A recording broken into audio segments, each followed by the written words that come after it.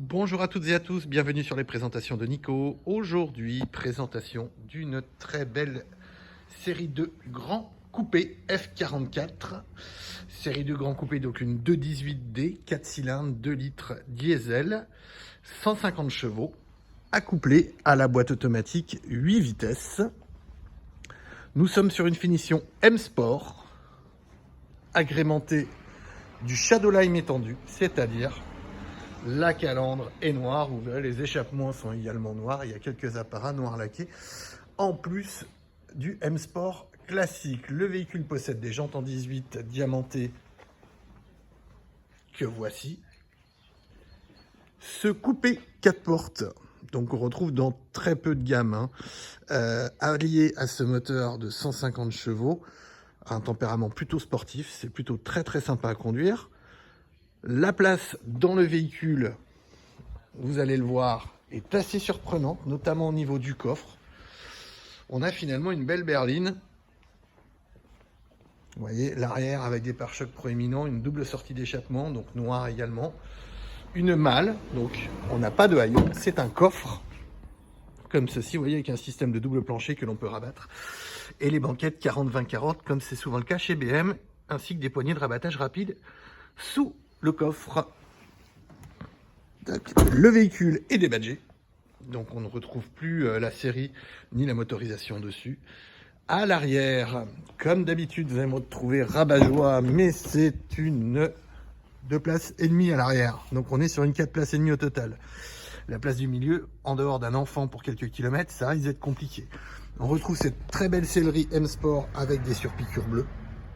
Voilà, et le rappel de bleu que l'on retrouve dans les plaquages. Je trouve ça super beau, c'est rétroéclairé, c'est LED je suppose, en bleu, c'est vraiment sympa. Les dossiers de siège sont creusés pour accueillir les jambes correctement.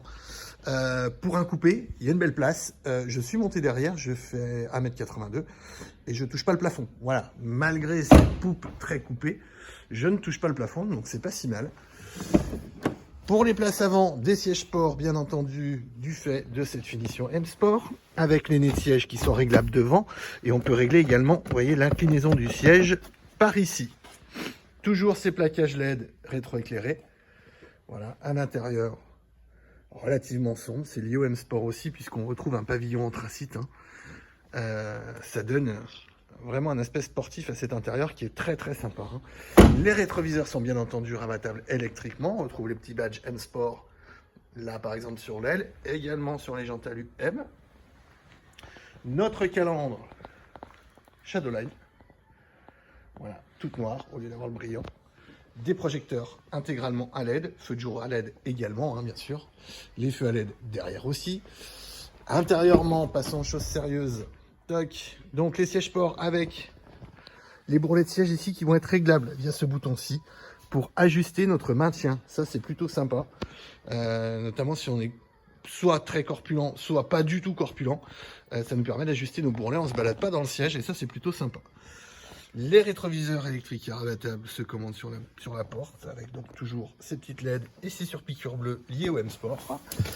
Le démarrage va se faire via le bouton start ici. Hop.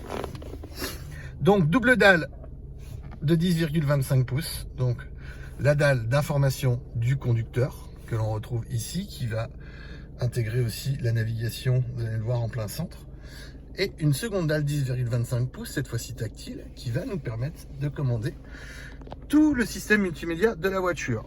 BMW a quand même gardé la manette e-drive, qui nous permet aussi de le faire directement ici. Vous voyez, je peux choisir ce que je veux afficher. Je peux tout faire ici ou je peux le faire en tactile simplement en appuyant ici. Voilà, tout simplement. Le véhicule possède bien entendu le régulateur de vitesse, l'allumage automatique des feux bien entendu, l'ordinateur de bord, les commandes de radio au volant, la commande vocale, les essuie-vitres automatiques aussi, donc cette fameuse dalle numérique devant nous, voilà, qui est personnalisable. On va pouvoir faire différents réglages, mettre la radio, pas la radio, voyez, je vais pouvoir changer éventuellement ici, tac. On peut changer pas mal de choses, vous voyez, directement par ici, donc ça c'est pas mal, enfin, c'est vraiment bien fait, parce qu'il y a vraiment tout qui s'affiche devant nous. Alors après l'intérêt, est aussi d'avoir notre très grand écran tactile ici, qui peut être couplé à l'Apple CarPlay Android Auto. Le véhicule le possède déjà, hein, très souvent chez BMW, il faut le commander en fait sur les services connectés. Là, le véhicule a déjà l'Apple CarPlay Android Auto intégré dedans. Voilà, vous n'aurez pas besoin de le rajouter par la suite. Ensuite, une climatisation automatique monozone. Voilà, donc par ici. Donc tout ce qui est radio, tout à fait classique, les mémoires que l'on peut valider ici. Boîte automatique, donc 8 vitesses. Hop, marche arrière. Donc caméra de recul, radar de stationnement avant, arrière, ainsi que le parc assist. Et également l'auto-reverse qui vous permet, si vous appuyez sur ce bouton-là, de faire les 50 derniers mètres en marche arrière que vous avez fait en marche avant, tout simplement. Donc ça, c'est plutôt sympa. Donc système de démarrage, les modes de conduite, sport, confort, Eco Pro, comme très souvent chez BMW, l'assistant démarrage en côte, l'auto-hold avec le frein à main électrique et automatique lorsque l'auto-hold est activé. On retrouve un accoudoir bien pratique avec un petit rangement dedans. Voilà, il vient bien sous la main, c'est parfait comme le levier de vitesse. Le volant avec une très grosse jante, ça c'est BMW avec le M Sport. J'adore cette très grosse jante en cuir très molle. Je trouve que c'est vraiment très sympa au toucher à conduire, c'est vraiment super. Tac. Donc notre système multimédia, il va intégrer bien entendu tous les réglages du véhicule que l'on peut faire, hein.